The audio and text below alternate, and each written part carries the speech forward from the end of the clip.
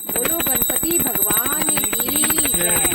आज शरद पूर्णिमा पर हम सत्यनारायण भगवान जी की व्रत कथा सुनाते हैं। सुनिए। पहला अध्याय। एक समय नैमिषारण्य तीर्थ में शौनकादि 88,000 ऋषियों ने श्री सूत जी से पूछा, हे प्रभु, इस कलयुग में वेद विद्या रहित मनुष्यों को प्रभु भक्ति किस प्रकार मिलेगी और उनका उद्धार कैसे होगा? हे मुनि श्रेष्ठ, कोई ऐसा तप कहिए जिससे थोड़े समय में पुण्य की प्राप्ति होए और मनवांछित फल मिले। ऐसी कथा सुनने की हमारी इच्छा है। सर्वशास्त्र ज्ञाता श्री सूत जी बोले, हे वैष्णवों में पूज्य, आप सबने पर प्राणियों के हित की बात पूछी है। अब मैं उस श्रेष्ठ व्रत को आप लोगों से कहूंगा जिस व्रत को करने से जिन लक्ष्मी नारायण भगवान से पूछा था नारद जी ने, और लक्ष्मीपति ने मुनि श्रेष्ठ नारद जी से कहा था, सो ध्यान से सुनो। एक समय योगी राज नारद जी दूसरों के हित की इच्छा से अनेक लोगों में घूमते हुए मृत्यु लोक आ पहुँचे। यहाँ अनेक योनियों में जन्मे हुए प्राय सभी मनुष्यों को अपने कर्मों के अनुसार अनेक दुखों से पीड़ित देखकर सोचा, किस यत्न के करने से मनुष्य के दुखों का नाश हो सकेगा। ऐसा मन में सोचकर विष्णु लोक को गए। वहाँ श्वेत वर्ण और 4 भुजाओं वाले देवों के ईश नारायण को देखकर, जिनके हाथों में शंख, चक्र, गदा और पद्म थे और वरमाला पहने हुए थे, स्तुति करने लगे, हे भगवान, आप अत्यंत शक्ति से संपन्न हैं। मन और वाणी भी आपको नहीं पा सकती। आपका आदि मध्य अंत भी नहीं है। आप निर्गुण स्वरूप सृष्टि के आदि भूत व भक्तों के दुखों को नष्ट करने वाले हो। आपको मेरा नमस्कार। नारद जी से इस प्रकार की स्तुति सुनकर विष्णु भगवान बोले, हे मुनि श्रेष्ठ, आपके मन में क्या है? आपका किस काम के लिए आगमन हुआ है? निसंकोच कहिए। तब नारद मुनि बोले, मृत्यु लोक में सब मनुष्य जो अनेक योनियों में पैदा हुए हैं, अपने अपने कर्मों के द्वारा अनेक प्रकार के दुखों से दुखी हो रहे हैं। हे नाथ, यदि आप मुझ पर दया रखते हो तो बतलाइए कि उन मनुष्यों के सब दुख थोड़े ही यत्न में कैसे दूर हो जाएंगे। श्री विष्णु जी बोले कि हे नारद, मनुष्यों की भलाई के लिए तुमने बहुत अच्छी बात पूछी है। जिस काम के करने से मनुष्य मोह से छूट जाता है, वह मैं कहता हूँ, सुनो। बहुत पुण्य देने वाला स्वर्ग मृत्यु लोक दोनों में दुर्लभ एक उत्तम व्रत आज मैं प्रेम वश होकर तुमसे कहता हूँ। श्री सत्यनारायण भगवान जी का यह व्रत अच्छी तरह विधि पूर्वक करके मनुष्य धरती पर आयु पर्यंत सुख भोग कर अंत में मोक्ष को प्राप्त करता है। फिर श्री भगवान के वचन सुनकर नारद मुनि बोले, हे भगवान, उस व्रत का फल क्या है? क्या विधान है और किसने यह व्रत किया है? किस दिन यह व्रत करना चाहिए? विस्तार से कहिए। विष्णु भगवान बोले कि हे नारद, दुख शोक आदि को दूर करने वाला, धन धान्य को बढ़ाने वाला, सौभाग्य और संतान को देने वाला यह व्रत सभी स्थानों में विजयी कराने वाला है। भक्ति और श्रद्धा के साथ किसी भी दिन मनुष्य सत्यनारायण भगवान जी की प्रातः काल के समय ब्राह्मणों बंधुओं के साथ धर्मपरायण होकर पूजा करे।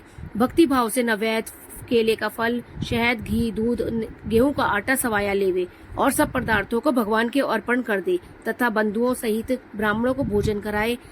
तत्पश्चात स्वयं भोजन करे। रात्रि में नृत्य, गीत आदि का आयोजन कर सत्यनारायण भगवान जी का स्मरण करते हुए समय व्यतीत करे। इस तरह व्रत करने से मनुष्य की सारी इच्छाएं पूर्ण हो जाती हैं। विशेष रूप से कली काल में भूमि पर यही मोक्ष का सरल उपाय है। श्रीमन्नारायण नारायण नारायण भजमन नारायण नारायण नारायण बोले नारायण नारायण नारायण बोले नारायण नारायण नारायण बद्री नारायण नारायण नारायण शंकर नारायण नारायण नारायण। दूसरा अध्याय। सूत जी बोले, हे ऋषियों, जिसने पहले इस समय में इस व्रत को किया है उसका इतिहास कहता हूँ, ध्यान से सुनिए। सुंदर काशीपुरी नगरी में एक अत्यंत निर्धन ब्राह्मण रहता था। वह भूख और प्यास से बेचैन हुआ नित्य पृथ्वी पर घूमता हुआ ब्राह्मणों से प्रेम करने वाले भगवान ब्राह्मण को देख कर बूढ़े ब्राह्मण का रूप धर उसके पास आदर से आकर पूछा कि हे विप्र, तुम नित्य दुखी होकर पृथ्वी पर क्यों घूमते हो? हे ब्राह्मण, यह सब मुझसे कहो, मैं सुनना चाहता हूँ। ब्राह्मण बोले कि मैं निर्धन ब्राह्मण हूँ, भिक्षा के लिए पृथ्वी पर फिरता हूँ। हे भगवान, यदि आप मुझसे इससे छुटकारा पाने का कोई आप उपाय जानते हैं तो कृपया करके मुझे बताइए।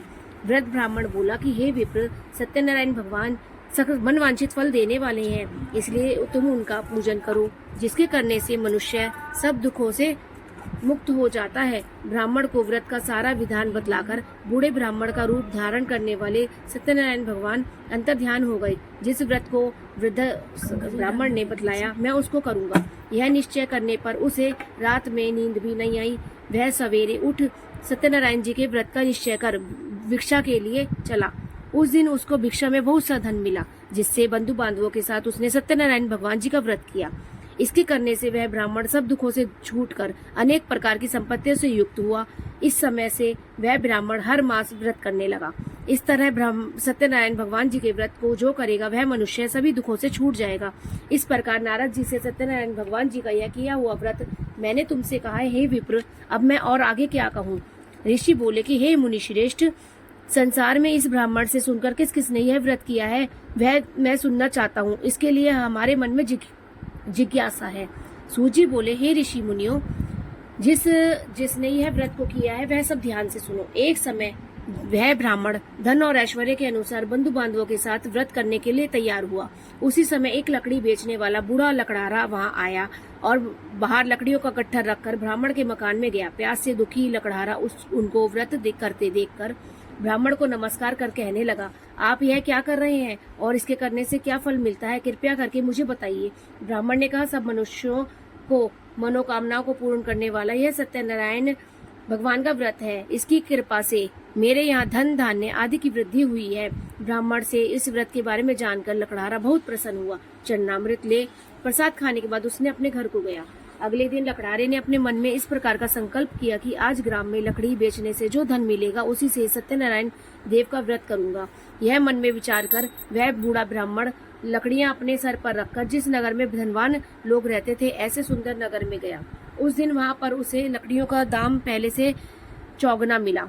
तब वह बूढ़ा लकड़हारा दाम ले अति प्रसन्न होकर पके केले, शक्कर, घी, दूध, दही, गेहूं का चूर्ण आदि सत्यनारायण भगवान जी के व्रत की कुल सामग्रियों को लेकर अपने घर गया। फिर अपने साथ में भाइयों को बुलाकर विधि के साथ भगवान का पूजन और व्रत किया। उस व्रत के प्रभाव से वह लकड़हारा धन, पुत्र आदि से युक्त हो संसार के समस्त सुखों को भोग कर बैकुंठ को चला गया।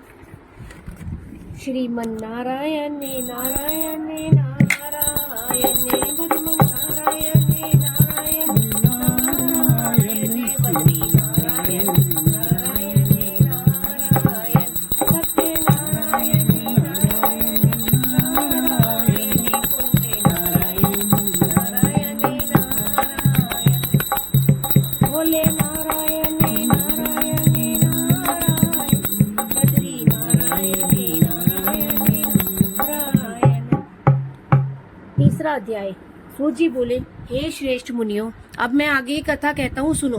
पहले समय में उल्का मुख नाम का एक बुद्धिमान राजा रहता था। वह सत्यवक्ता जितेंद्रिय था। प्रतिदिन देव स्थानों पर जाता, गरीबों को धन देकर उनके कष्ट दूर किया करता था। उसकी पत्नी कमल के समान मुख वाली सती साध्वी थी। पुत्र प्राप्ति के लिए उसने भद्रशिला नदी के तट पर उन दोनों ने सत्यनारायण भगवान जी का व्रत किया। उस समय से वहाँ एक साधु नामक वैश्य आया, जिसके पास व्यापार के लिए बहुत सा धन था। वह नाव को किनारे पर ठहराकर राजा के पास गया। राजा को व्रत करते देख और विनय के साथ पूछा कि हे राजन, भक्ति पूर्वक चित्त से आप यह क्या कर रहे हैं? मेरी सुनने की इच्छा है, सो आप मुझे बतलाइए। राजा बोला, हे वैश्य, अपने बांधवों के साथ पुत्र आदि की प्राप्ति के लिए महाशक्तिवान सत्यनारायण भगवान का व्रत व पूजन कर रहा हूँ।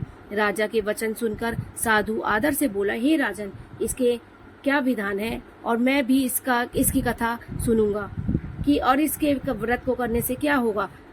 मेरे भी कोई संतान नहीं है। मुझे विश्वास है कि इस व्रत को करने से मुझे निश्चय ही होगी। राजा सब विधान सुन व्यापार से निर्वित हो वह आनंद के साथ अपने घर को गया। साधु ने अपनी स्त्री को संतान देने वाले इस व्रत को सुनाया और प्रण किया कि जब मेरे संतान होगी तब मैं इस व्रत को करूंगा। साधु ने ऐसे वचन अपनी लीलावती से कहे और एक दिन उसकी पत्नी लीलावती पति के साथ आनंदित हो सांसारिक धर्म से निर्वित होकर सत्यनारायण भगवान जी की कृपा से गर्भवती हुई। 10वें महीने में उसे अति सुंदर कन्या की प्राप्ति हुई। दिनों दिन वह इस तरह से बढ़ने लगी जैसे शुक्ल पक्ष का चंद्रमा बढ़ता है। कन्या का नाम कलावती रखा गया। जब लीलावती के मीठे शब्दों में अपने पति से कहा कि जो आपने संकल्प किया है कि भगवान का व्रत करूंगा, अब आप उसे करिए। साधु बोला, हे विप्र, उसके विवाह पर करूंगा। इस प्रकार अपनी पत्नी को आश्वासन दे वह नगर को गया। कलावती पितृगृह में वृद्धि को प्राप्त हुई। साधु ने जब नगर में सखियों के साथ अपनी पुत्री को देखा तो तुरंत दूत को बुलाकर कहा कि पुत्री के वास्ते कोई सुयोग्य वर देख कर लाओ। साधु की आज्ञा पाकर दूत कंचन नगर में गया। वहां पहुंचकर उन्हें खोज कर देखभाल कर लड़की के लिए सुयोग्य वाड़िक पुत्र को ले आया। उस सुयोग्य लड़के को देखकर साधु ने अपने बंधु बांधवों सहित प्रसन्नचित होकर अपनी पुत्री का विवाह उसके साथ कर दिया। लेकिन दुर्भाग्य से वे विवाह के समय भी व्रत करना भूल गया। तब श्री सत्यनारायण भगवान क्रोधित हो गए और साधु को श्राप दिया कि तुम्हें दारुण दुख की प्राप्ति होगी। अपने कार्य में कुशल साधु वैश्य अपने जमाता सहित समुद्र के समीप स्थित रतनपुर नगर में गया। वहां दोनों ससुर जमाई चंद्रकेतु राजा के उस नगर में व्यापार करने लगे। एक दिन न भगवान सत्यनारायण जी की माया से प्रेरित हो चोर राजा का धन चुराकर भागे जा रहे थे, किंतु राजा के दूतों को आता देख चोर ने घबराकर भागते हुए राजा का धन वहीं छुपा दिया जहां ससुर जमाई ठहरे हुए थे। जब दूतों ने उस साधु वैश्य के पास राजा के धन को देखा तो वे दोनों को बांध कर ले गया। राजा के समीप जाकर बोला कि हे राजन, यह दो चोर हम पकड़कर लाए हैं, देखकर आज्ञा दीजिए। राजा की आज्ञा से उनको कठोर कारावास में डाल दिया गया। उनके पास जो धन था वह सब छीन लिया गया।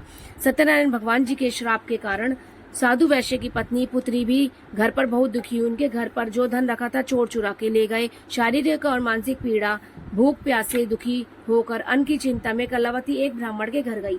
वहां उसने सत्यनारायण भगवान जी का व्रत होते देखा। फिर कथा सुनी, प्रसाद ग्रहण कर रात को घर आई। माता ने कलावती से कहा कि हे पुत्री, अब तक कहाँ थी और तेरे मन में क्या है? कलावती बोली, हे माता, मैंने एक ब्राह्मण के घर श्री सत्यनारायण भगवान जी का व्रत होते देखा है। कन्या के वचन सुनकर लीलावती भगवान के पूजन की तैयारी करने लगी। लीलावती ने परिवार बंधुओं सहित श्री सत्यनारायण भगवान जी का पूजन किया और वर मांगा, मेरे पति और दामाद शीघ्र आ जाएं। साथ ही प्रार्थना की कि हम सबका अपराध क्षमा करें। सत्यनारायण भगवान जी इस व्रत से संतुष्ट हो राजा चंद्रकेतु को स्वप्न में दिखाकर कहा कि राजन, जिन दोनों वैश्यों को तुमने बंदी बना रखा है वे निर्दोष हैं, उन्हें प्रातः छोड़ दो। उनका सब धन जो तुमने ग्रहण किया है लौटा दो, नहीं तो मैं तेरा धन, राज्य, पुत्र आदि सब नष्ट कर दूंगा। राजा से ऐसा वचन सुनकर भगवान अंतर्ध्यान हो गए। प्रातःकाल राजा चंद्रकेतु ने सभा में अपना स्वप्न सुनाया और कहा कि वाड़िक पुत्रों को कैद से मुक्त करो। सभा में दोनों को आते देख राजा को नमस्कार कर बोले, राजा ने कहा मीठे शब्दों में कि हे महानुभावों, मैंने तुम्हारे को कठिन दुख प्राप्त दिया है, तुम्हें कोई भय नहीं। ऐसा कहकर राजा ने अपने नए नए वस्त्र आभूषण पहनाए और उनका धन ले लिया, जिससे दुगना धन देकर आदर सहित विदा किया। दोनों वैश्य अपने घर को चले गए।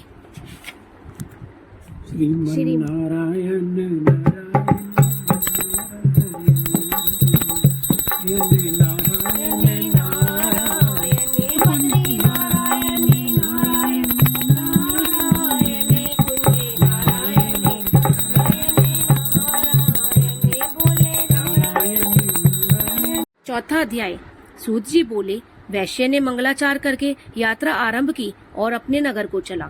उनकी थोड़ी दूर निकलने पर दंडी वेशधारी सत्यनारायण भगवान ने उनसे पूछा कि हे साधु, तेरी नाव में क्या है? अभिमानी वाणिक हंसता हुआ बोला, हे दंडी, आप क्या पूछते हो? क्या धन लेने की इच्छा है? मेरी नाव में तो बेलपत्रे भरे हुए हैं। वैश्य का कठोर वचन सुनकर भगवान ने कहा, तुम्हारा वचन सत्य हो। दंडी ऐसा कहकर वहां से दूर चले गए और कुछ दूर जाकर वहां समुद्र के किनारे बैठ गए। दंडी के जाने पर वैश्य ने नित्य की क्रिया करने के बाद नाव को ऊंची उठा पाया और अचंबा किया। नाव में बेलपत्रे आदि भरे हुए थे। वह तो जमीन पर मूर्छित होकर गिर पड़ा। फिर मूर्छा खुलने पर अत्यंत शोक प्रकट करने लगा। उसका दामाद बोला कि आप शोक न करें, यह दंडी का श्राप है, हमें उनकी शरण में जाना चाहिए, तभी हमारी मनोकामना पूर्ण होगी। दामाद के वचन सुन वैश्य दंडी के पास पहुंचा और अत्यंत भक्तिभाव से नमस्कार करके बोला, हे भगवान, आपकी माया से मोहित ब्रह्मा आदि भी आपके रूप को नहीं जानते। अब मैं अज्ञानी कैसे जान सकता हूँ? आप प्रसन्न होइए, मैं सामर्थ्य के अनुसार आपकी पूजा करूंगा। मेरी रक्षा करिए।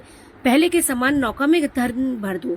उसके भक्ति युक्त वचन सुनकर भगवान प्रसन्न हो उसकी इच्छा अनुसार वर देकर अंतर्ध्यान हो गए। तब उन्होंने नाव पर आकर देखा, नाव धन से परिपूर्ण है। फिर वह भगवान सत्यनारायण भगवान जी का पूजन कर साथियों सहित अपने नगर को चला। जब अपने नगर के निकट पहुंचा तब दूत को घर भेजा।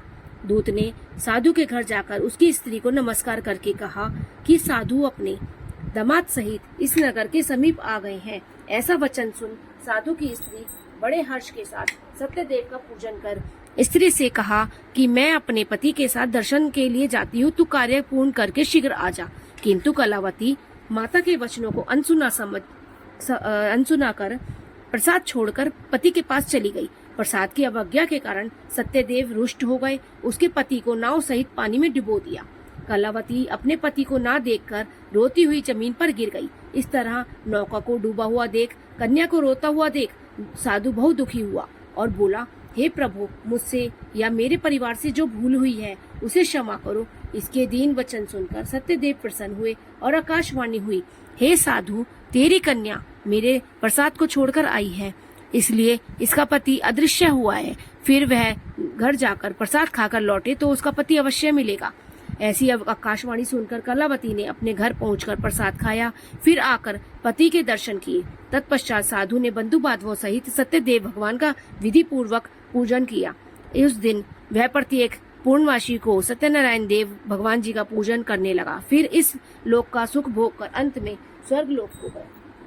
श्रीमन्नारायण नारायण भजवन नारायण नारायण नारायण भोले नारायण नारायण नारायण सत्य नारायण नारायण नारायण कुंज नारायण नारायण शंकर नारायण नारायण बद्री नारायण नारायण। 5वां अध्याय। सूत जी बोले, हे ऋषियों, मैं एक और कथा कहता हूँ, सुनो। प्रजापालन में लीन तुंगध्वज नाम का एक राजा था। उसने भी भगवान का प्रसाद त्याग कर बहुत दुख पाया। एक समय वन में जाकर वन पशुओं को मारकर बढ़ के पेड़ के नीचे गया। वहाँ अपने ग्वालों को भक्ति भाव से बांधवों सहित सत्यनारायण भगवान जी का पूजा करते हुए देखा, परंतु राजा अभिमानवश भी वहाँ नहीं गया और न ही नमस्कार किया। तब ग्वालों ने भगवान का प्रसाद उसके सामने रखा तो वह प्रसाद को त्याग कर अपनी सुंदर नगरी को चला गया। वहाँ उसने अपना सब कुछ नष्ट पाया। तब वह यह जान गया कि यह सब भगवान ने ही किया है। तब वह उसी स्थान पर ग्वालों के समीप गया और विधि पूर्वक पूजन कर प्रसाद खाया तो सत्यदेव की कृपा से पहले जैसा था वैसा हो गया। फिर दीर्घ काल तक सुख भोग कर मरने पर स्वर्ग लोक को गया। जो मनुष्य इस परम दुर्लभ व्रत को करेगा, भगवान की कृपा से उसे धन धान्य की प्राप्ति होगी, निर्धन धनी बनेगा, बंदी बंधन से छूट जाएगा, संतानहीनों को संतान की प्राप्ति होगी तथा सब मनोरथ पूर्ण होकर अंत में वह वैकुंठ धाम को जाता है। जिन्होंने पहले इस व्रत को किया है, अब हम उनके अगले जन्म की कथा कहते हैं। वृद्ध शतानंद ब्राह्मण ने सुदामा का जन्म लेकर मोक्ष को प्राप्त किया। उनका मुख नाम का राजा दशरथ होकर वैकुंठ को प्राप्त हुआ। साधु नाम के वैश्य ने मोरध्वज बनकर अपने पुत्र को आरे से चीरकर मोक्ष को प्राप्त किया। महाराज तुंगध्वज स्वयंभू मनु हुए। उन्होंने बहुत से लोगों को भगवान की भक्ति में लीन कर स्वयं मोक्ष को प्राप्त किया। लकड़हारा भील अगले जन्म में घू नामक निषाद राजा हुआ, जिसने भगवान के चरणों की सेवा कर मोक्ष को प्राप्त किया। बोलो सत्य नारायण भगवान की जय। श्रीमन्नारायण नारायण नारायण बद्री नारायण नारायण नारायण भोले नारायण नारायण नारायण सत्य नारायण नारायण नारायण कुंज नारायण नारायण नारायण शंकर नारायण नारायण बोलो नारायण नारायण नारायण हरिहर नारायण नारायण नारायण प्रभु नारायण नारायण नारायण प्रेरणा जी नारायण नारायण नारायण। जय लक्ष्मी रमणा स्वामी, जय लक्ष्मी सत्यनारायण स्वामी, जन पातक हरिणा। ओम जय लक्ष्मी रमणा, रतन जड़ित सिंहासन, अद्भुत छवि राजे स्वामी, अद्भुत छवि राजे। नारद करते निरंतर घंटा ध्वनि बाजे, ओम जय लक्ष्मी रमणा प्रकट भये कली कारण द्विज को दरस दियो स्वामी द्विज को दरस दियो बूढ़ो ब्राह्मण बन कर कंचन मैल कियो ओम जय लक्ष्मी रमणा दुर्बल भील कठारो जिन पर कृपा करी स्वामी जिन पर कृपा करी चंद्रचूड के राजा तिनकी विपत हरि ओम जय लक्ष्मी रमणा वैश्य मनोरथ पायो श्रद्धा तज दीनी स्वामी श्रद्धा तज दीनी सो फल भोग्य प्रभु जी फिर स्तुति कीनी ओम जय लक्ष्मी रमणा भाव भक्ति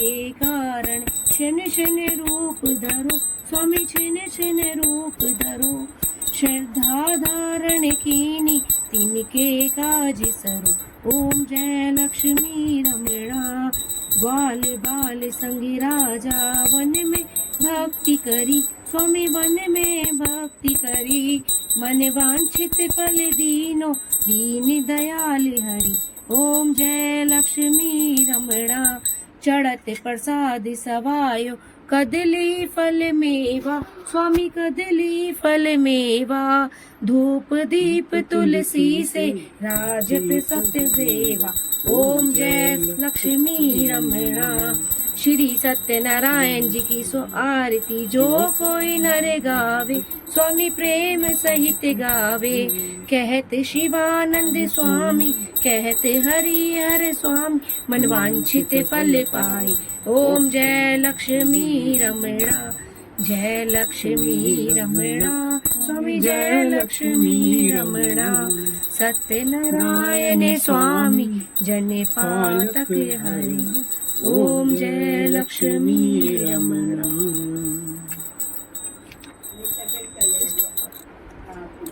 आओ भोग लगाओ मेरे भगवन आओ भोग लगाओ मेरे भगवन ऐसा भोग लगाओ मेरे भगवन आओ भोग लगाओ मेरे प्रेम वन्ना जाए मेरे मन आओ भोग लगाओ मेरे भगवन या भोग लगाओ मेरे प्रभु जी भोग लगाओ मेरे मन आओ भोग लगाओ मेरे प्रभु आओ भोग लगाओ मेरे मोहन